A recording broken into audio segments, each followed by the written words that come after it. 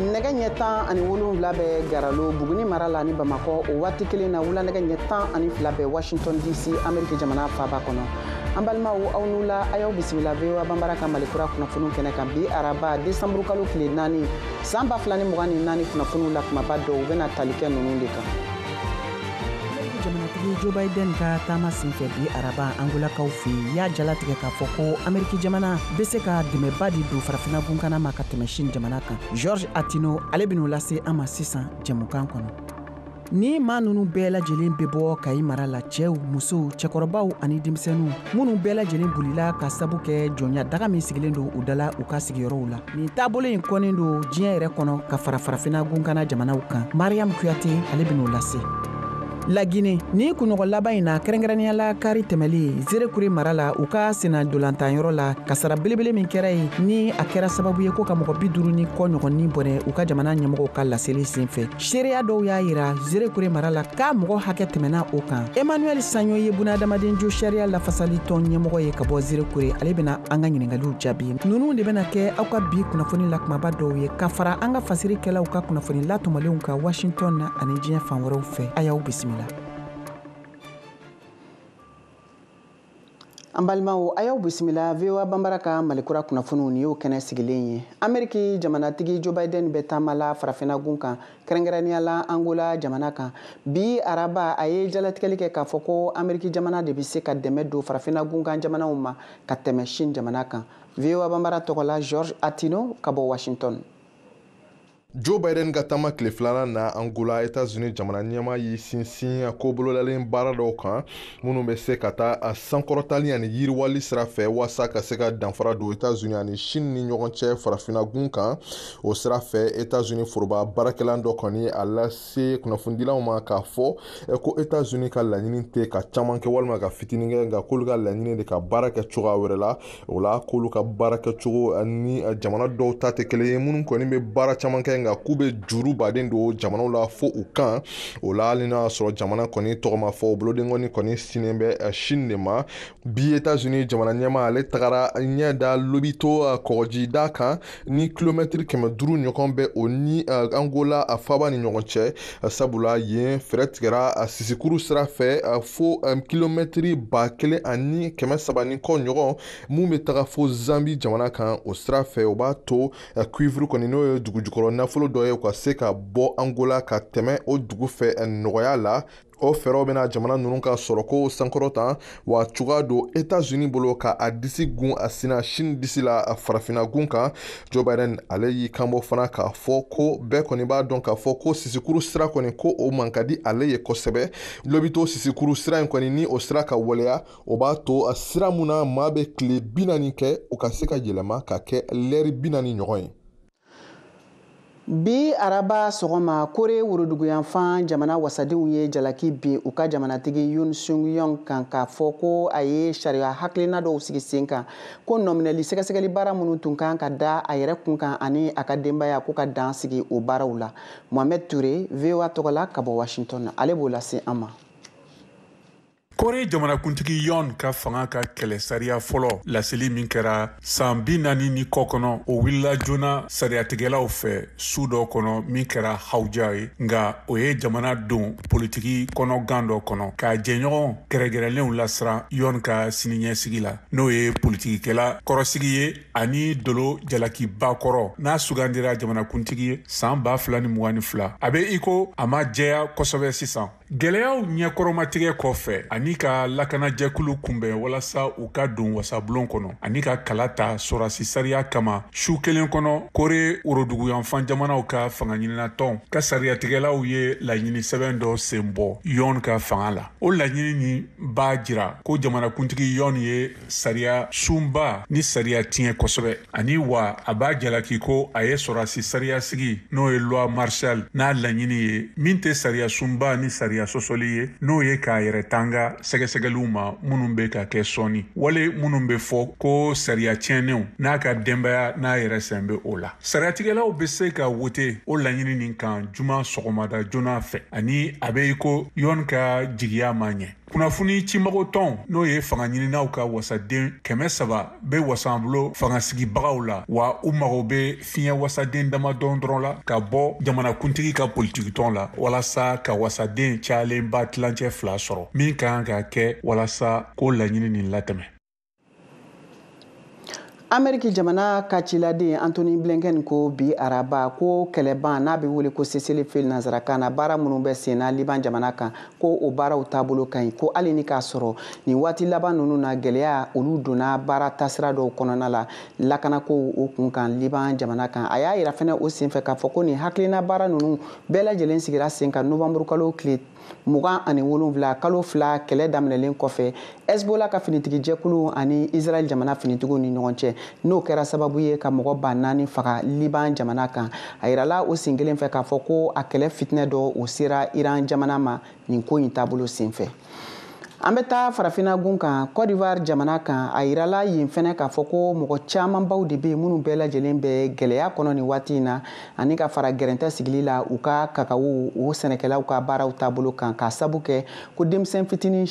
fin caman de yelen don u ka foro kɔnɔna la minnu bɛ ka kakao sɛnɛ ani kakao yɛrɛ bayɛlɛmali baaraw kɛ ni o kɛra sababu ye ka dansigi kɛ nin koɲɛ in na o kama sɛnɛkɛlaw ka tɔnkulu min ni o sigilen don n'u ka baara bɛnnen don kakao ko ma kɛrɛnkɛrɛnnenya la ye laɲini kɛ Côte d'Ivoire jamana ɲɛmɔgɔw n'u ka dɛmɛbagakuluw fɛ ko ka wulikajɔ hakilinaw ta walasa dɛmɛ ka se ka don u ma ni kunnafoni ninnu bɛɛ lajɛlen ɲɛɲinina Alain Amosi fɛ min bayɛlɛmana Yusuf Kone fɛ ka bɔ Abidjan.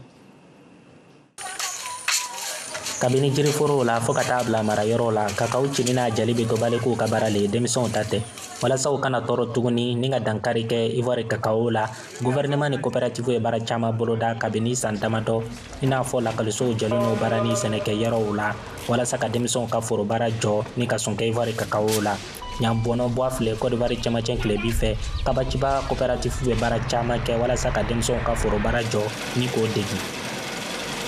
Il a été découvert qu'il y a quelques années auparavant, quelques enfants travailleurs dans nos plantations. Ni y'a san damadɔ ye ni denmisɛnnin damadɔ sɔrɔla foro na an fɛ ka se k'o ɲɛnabɔ coopérative ye dumuni dilan ani fanikalan kalanso dɔ dayɛlɛ an bɛ denmisɛnnin ninnu tɔmɔ walasa k'o dege o baara ninnu la o caman de bɛ yen kalan ma se ka ɲɛ sɔrɔ minnu fɛ nka o n'a ta o ta anw kɔni jijani an ka sɛnɛkɛlaw denw ladonni na. N'a pas marché pour la plupart d'entre eux. Donc pour remédier à cela, on fait recrutement, en tout cas au niveau des enfants de nos producteurs. Sigiyɔrɔ ni kalanso fɔlɔ la kalanden 21 de bɛ yen minnu bɛ dege san 3 kɔnɔ sani san 5 kɔnɔ denmisɛnnin ninnu bɛ teliya ka kalanfini kalan na kabini o se don o ka kalan ɲɛsinnen don degelu teliya ma ka kɛɲɛ ni Luku Kouadio ka fɔta ye ale min ye o karamɔgɔ ye. An b'a fɛ ka wajibiya ka teori fan kɛ o bɛ waati ta kosɛbɛ o de la i mana se dɔrɔn anw bi kalanbaara yɛrɛ kɛ cogo la i bɛ tigɛli kalan ka pedali kalan min mansin yɛrɛ la walasa i ka se baara la joona. Aya Simon b'a fɛ ka finikalan dege a kɛlen kɔfɛ ka lakɔli bila san 2 a b'a fɛ ka finikalan in dege ni k'o kɛ a ka sini ka baara ye a t'a fɛ ka dɛsɛ fiyewu awa nin ko in b'a sɛbɛ la. Kabini nana ni baara in na n ye lafiya sɔrɔ n yɛrɛ la awa n bɛ ka faamuyali caman kɛ fɛn minnu bɛ yira n na ne tun bɛ taa lakɔli la fɔlɔ o ma ɲɛ o de y'a to n nana finikalan kɛ n bɛna n cɛsiri walasa n ka se ka n ka baara in dɔn. Côte d'Ivoire worodugu fɛ o jɛni sɔmɔ de bɛ sɛnɛ ka caya kosɛbɛ ani ɲamatogola dugu kɔnɔ musow bɛ laɲini kosɛbɛ ka caya Sokapet coopérative fɛ walasa ka baara kɛ fɛn mara yɔrɔw la o ye baara ye min nafa ka bon kosɛbɛ ni muso ninnu yɔrɔ. Sɔmɔ waati mana se sanoni tuma na mako bɛ jɔ musow la caman walasa ka se ka sɔmɔ woloma o b'a to musow bɛ wari sɔrɔ caman fɔ ka se ka marali kɛ ne kɔni ka hakili la ko in bɛ se k'a to musow bɛ se k'o ka yɛrɛma hɔrɔnya sɔrɔ. Denmisɛnnin ka baara bɛɛ lajɛlen tɛ se ka lagosi ko denmisɛnnin baara a bɛ se ka baara dɔw kɛ min n'o kɔlɔlɔ ma bon ni maakɔrɔbaw ka jateminɛ ye i n'a fɔ baara minnu tɛ a ka kalan fili kɔ nin ye Bama Mariam ye ale min bɛ o jɛnɛ lycée la nka congé mana se a bɛ fara musow kan ka taa sɔmɔ tɔmɔ walasa ka se k'a ka bangebagaw dɛmɛ. Ne bɛ taa magasin na ka baara kɛ n yɛrɛ ye walasa n ka se ka n bangebagaw dɛmɛ ni n ye wari dɔɔni sɔrɔ n b'a di n fa ma walasa a ka n dɛmɛ. tuma caman la denbaya caman b'a jate k'a fɔ nin baara ninnu nafan ka bon kosɛbɛ kɛrɛnkɛrɛnya la denmisɛnninw ma a bɛ dɛmɛ don kosɛbɛ denmisɛnninw ka yiriwali la bawo a b'a to o ka se ka seko ni dɔnko sɔrɔ minnu bɛ se k'o dɛmɛ o ka balikuyali waati la a mana kɛ cogo o cogo a bɛ dɔɔni sɔrɔ ne b'o de ta kalan wɛrɛ mana se ka n yɛrɛ dɛmɛ sinon ne kɔni bɛ yɔrɔ min na ne bɛ jɛgɛ feere le kɛ jago kɔni i b'a kɛ tuma caman i tɛ fɛn ɲɛnama sɔrɔ diɲɛ denmisɛnninw ka baara kɛlɛli don n'o tɔgɔ ye ko an ka kan ka laɲiniw tɛni ka denmisɛnninw ka baara jɔ o y'a san 23nan na sɛpitɛmburu kalo la san 2024 wa Côte d'Ivoire a ka seko n'a ka dɔnko ɲɛmɔgɔ bɛɛ lajɛlen ka cɛsiri fɛ ka se ka dɔ bɔ denmisɛnninw ka baara la kakao dilan na 39,8 ka se 21,8 san 2012 ni san 2021 cɛ. Coopératives bɛna kɛ ka Europe tɔnba ka wajibiya wɛrɛw kunbɛn minnu bɛ daminɛ san 2026 la janvier kalo tile fɔlɔ minnu bɛ kakao san balen minnu b'a la dugu cɛnni na. Laginɛ jamana kan kari tɛmɛlen u ka farikolo ɲɛnajɛyɔrɔ la Zerekure mara la kasaraba min kɛra u ka filɛlikɛlaw ni ɲɔgɔn cɛ a kɛra sababu ye ka mɔgɔ 50 ni mɔgɔ 6 ɲɔgɔn ni bɔnɛ u ka filɛlikɛlaw cɛma i n'a fɔ jamana ɲɛmɔgɔw y'a kunnafoni di cogo min na. Zerekure duguden dɔ min bɛ wele ko Emmanuel Sanyo ni ale ye bunadamaden sariya tɔn min sigilen don Zerekure mara la o ɲɛmɔgɔ don ye kunnafoni labanw di VOA Bambara tɔgɔ la Georges Atino ale ka kuma baranin na. Par longtemps kono spectateur le sewante traité donc kabala fliu ka damina min kenu mo betra fe ka bo stade la kawabra parce que mo betra fe ka kumakanda alka gaz lacrymogène lawa citoyen min te stade kono alko sila ebla wo kamo wo ka sali de mo sama wo kotnu mol boyoro kele porte bala mo se amase katam dolu kasasro dol min fait fe ka bo stade la al ka yelema milika al bena ko fe al ka sama ay jate ke chogori anna jatiwo an ka tami anna équipe lu ka wa hôpital régional de Zerekure kama in kalike momi sumi kali gati mainka apokotunu su dona yoro min tray secrétaire min tray kawaka mol main kai su min doni lundi 1er décembre tolo su min doni le 2 décembre kama in kali kewro avant ka chef de quartier dol main ka Zerekure enquêteur warai mon min testal la kasana kafo aldini testal la alta munne alta suye lege abina anyena mon min sana aldenu san ala mol sani anta almainka doluka sumin sana la carte kono sumin sana aldenu alka ubenya fwany anka ubele la ben kafo ambese kafo sisen ko wele information na la encore sisan nin bɛna don an ka jɛmukan tako filanan o hukumu kɔnɔ o kosɔn an b'a ɲini aw fɛ aw ka to an ka jabarani so ani arajo fiɲɛsiraw kan aw k'an bɛ sɔɔni an balimaw ani yantuma décembre kalo o tile 6nan na an b'a fɔ jɛmukan kɛnɛ kan an bɛna kuma Faransi ka sɔrɔli kulu minnu bɛ farafina jamanaw barisabu kɔsan na Chad Senegal olu y'a Faransi ka sɔrɔsiw bɔli ɲini u ka jamanaw kan yala ni latigɛ kura min bɛ daminɛ ni jamanaw fɛ o bɛna taabolo kura don Faransi n'a ka walifaso marakɔrɔw la aw hakilina ye jumɛn mun de bɛna kɛ yala ni farajɛ jamana wɛrɛw bɛna bila ninnu nɔ la wa aw hakilina ye jumɛn o la ayiwa ni minnu b'a fɛ k'u da don an ka jumadenw n'o ye décembre kalo tile 6nan jɛmukan na a y'a tulo sɔrɔ VOA Africa an b'a fɔ kɛnɛ kan nɛgɛ kaɲɛ 19 ka se 20 ma ayiwa n balimaw nin kana fɔ kɔ dɛ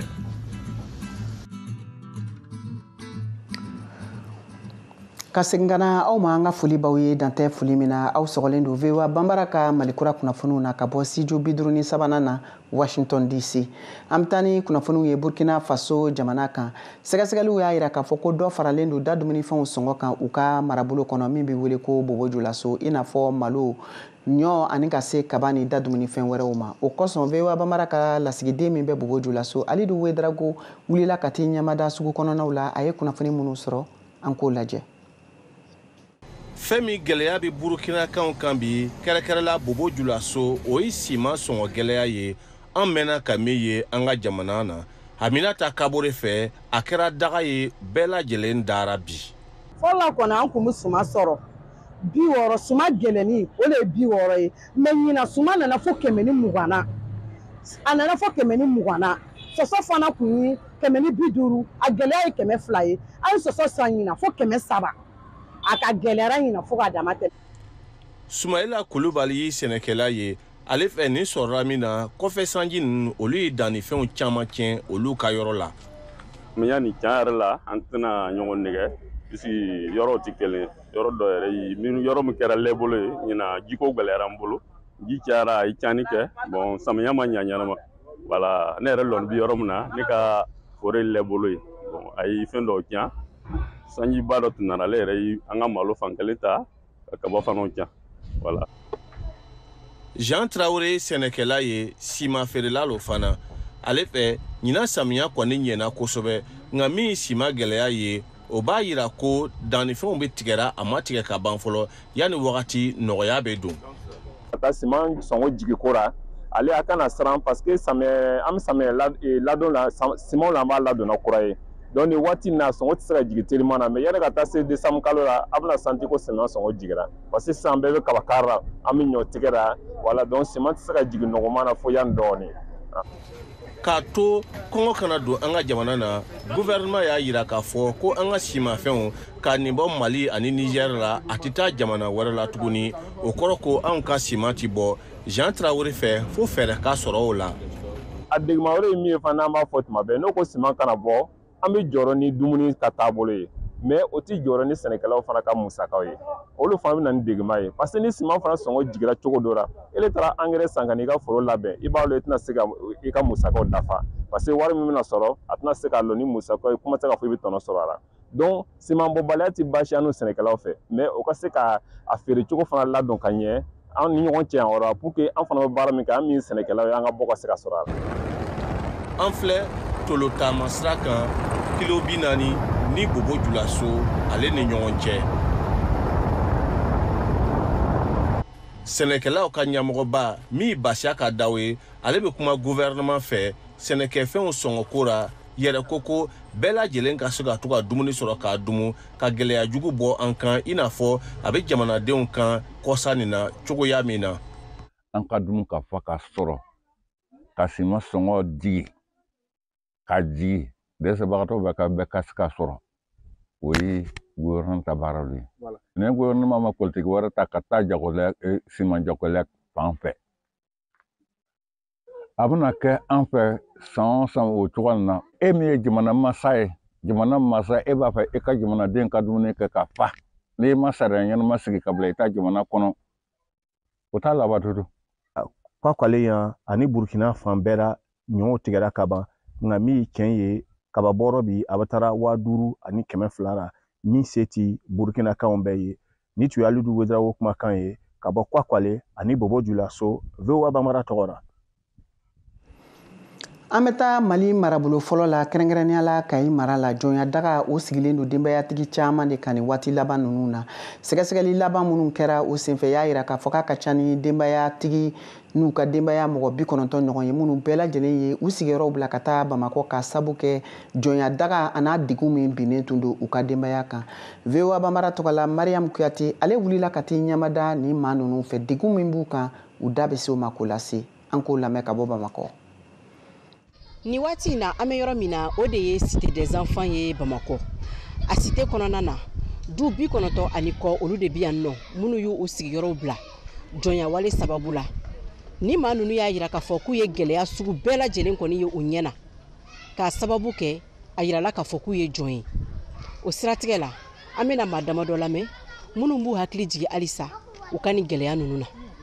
minnu ko k'u cɛw tɛ jɔnya la u n'u musow n'u denw u bɛɛ ka bɔ u ye ji an ka gɛlɛya kɛra yɔrɔ min na o ye ji tigɛ musow la hali n'i bɛ taa dɔgɔtɔrɔso la problème de don hali i ka tigɛdɛgɛ ko ka taa di masintigi ma ka si i tɛ se k'o kɛ n'i ko i bɛ taa ɲɔ bila masin na don min i tɛ se ka t'o bila o gɛlɛya y'an sɔrɔ bon n'i ye gɛlɛya ta ka denbatigi den sɛgɛrɛ i b'a dɔn y'a yɛrɛ sɛgɛrɛ an denw tɛ taa kalan na u tɛ taa balontan yɔrɔ an yɛrɛ tɛ taa dɔgɔtɔrɔso la an tɛ taa ji ta kɔlɔn na hali bitigi u tun y'a bɛɛ tigɛ an na waati la k'an kana se bitigiw la ka sanni kɛ o degun y'an musow sɔrɔ mɛ o y'an ka cɛ dɔw fɛnɛ bugɔ. ne kɔni degunba de bɛ ne ka nin jɔnya ko wale in na parce que n ma se ka n ka liberté sɔrɔ et puis tuguni dugu kɔnɔ i bɔ i bolo bɛ ɲɛsin ma k'i ye jɔn ye tɔgɔ wɛrɛ tɛ la ni jɔn tɛ i ka hakɛ ye fɛn fɛn ye i t'a sɔrɔ dugu kɔnɔ ko balimanda k'i ye jɔn ye ne nena n balila sɛnɛ na i ye muso kɔni jɛ sɛnɛfɛn na a ka fɛn bɛɛ sɔrɔ a ka sɛnɛfɛn na n tɛ nakɔ sɛnɛ n tɛ foro sɛnɛ n'a sɔrɔ an tun bɛ tigɛ sɛnɛ sari tile 3 tile 4 mais debi ni kɛlɛ wolo y'an ka cɛ ka foro minɛ kuma tɛ muso kɔni ma. Baba Diarra ale ye sifinnaka ye min yɛrɛ si bɛ taa san 30 ani kɔ la a y'a yira k'a fɔ k'a ye farikolola tɔɔrɔ caman sɔrɔ jɔnya wale sababu la. ne terikɛ dɔ ye wari ci ne ma bon ne wulila ne ye n ka moto ta ka bila sira la ko n bɛ t'o wari bɔ dugu wɛrɛ de la ne wulila k'an ka moto in ta moto in bɛ n bolo yan an ka dugumɔgɔw ye n kunbɛn sira la k'an gosi parce que k'a fɔra anw ye k'anw ye jɔnw de an tɛ se ka bɔ ka taa yɔrɔ si o kɛra dimanche su lundi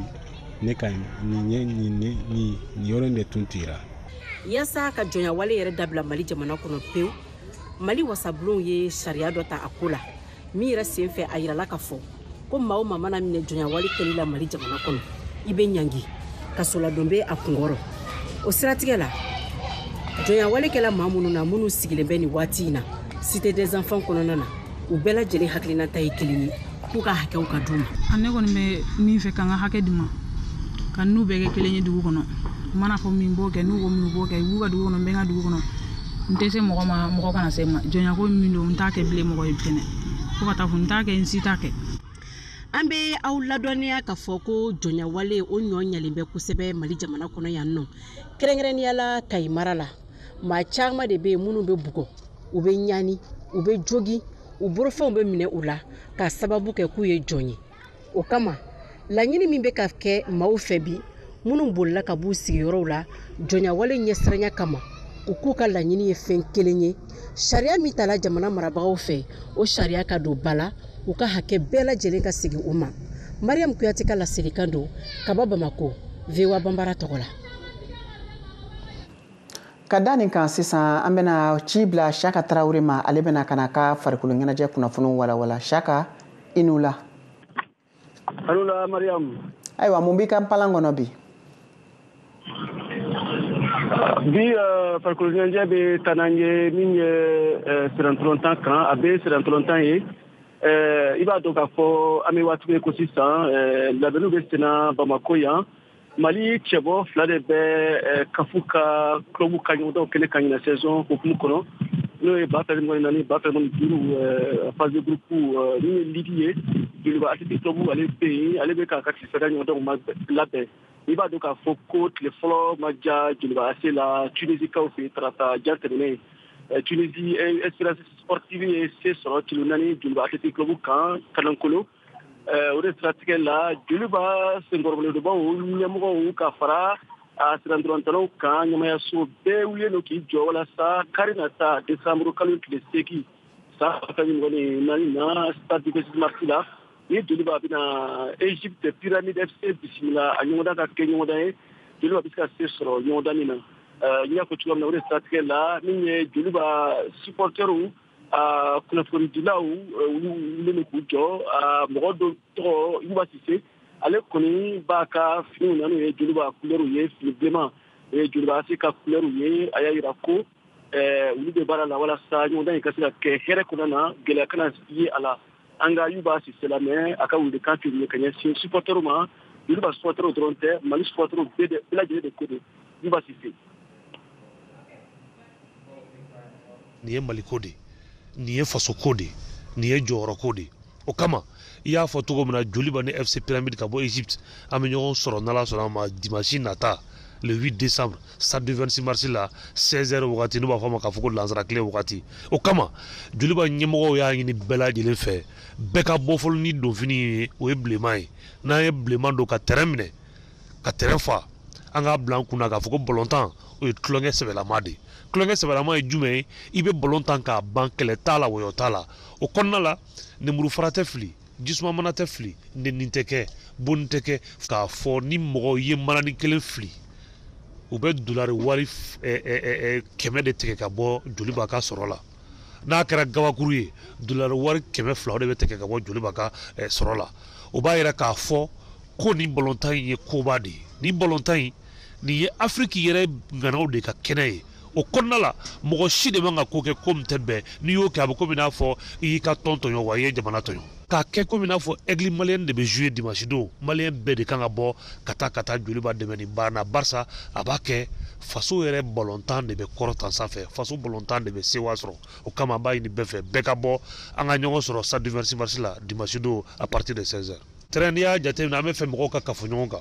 an bɔra balontan min na sisan tunisienw fɛ bɛɛ y'a ye k'a fɔ tunisienw maa ba 35 de tun bɛ terrain kɔnɔ donc o bɔli ma nɔgɔn nin wagati na nka ni bɛɛ bɔra ko min n'a fɔ aigle malien bɛ jouer terrain bɛ fa ni terrain fara an bɛɛ ka kafo ɲɔgɔn kan ka ɲɔgɔn minɛ ka to ka tɛgɛrɛ fɔ ɲɔgɔn fɛ ka wuli ka pan ɲɔgɔn fɛ n'o kɛra denmisɛnninw b'a dɔn k'a fɔ vraiment ko ko maa 12nan kuma min bɛ fɔ n'o ye 12e homme ye olu b'an kɔ wa anw fana b'an yɛrɛ di bi ka jaabi ɲuman ɲini n'o ye seba ye k'o di malien den bɛɛ lajɛlen ma. Kayira k'a fɔ Mariamu min ye halisa k'a fɔ ka kulomu ka ɲɔgɔndanw kɛnɛ kan phase de groupe ko don coupe de la confédération stade malien de Bamako don kɛnɛ kan ale bɛ taa ka tile filanan ɲɔgɔndan tan angolakaw fɛ yen labɛnniw bɛ senna stade fan fɛ walasa a ka se ka se sɔrɔ CD Luanda Sul ɲɛkɔrɔ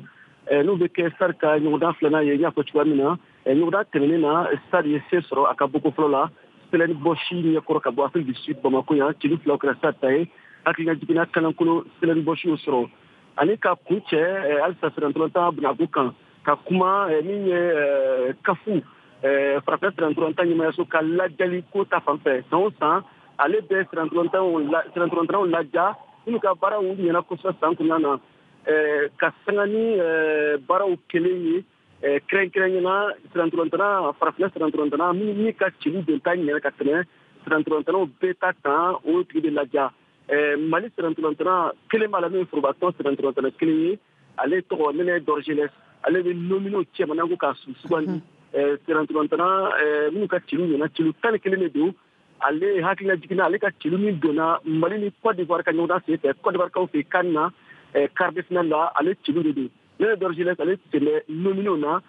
o su kɛrɛnkɛrɛnnen ko cérémonie o bɛ kɛ décembre tile 16 Marocains fɛ an bɛ dugawu de don Ala k'a to Nɛnɛ Dorgelès ale ka ciliw ka kɛ ciliw ɲɔgɔn tɛ ɲɔgɔnma da ɲina san kɔnɔna na Mariam u bɛ dan sigi bi kunnafoniw na ka yira ko Ala ka araba nata yira na. An ka foli b'i ye Siyaka Tarawele. Ni ne bɛna dan sigi an ka bi Malikura kunnafoniw na aw ni ce aw ka kulomajɔ la aw k'an bɛn waati wɛrɛ.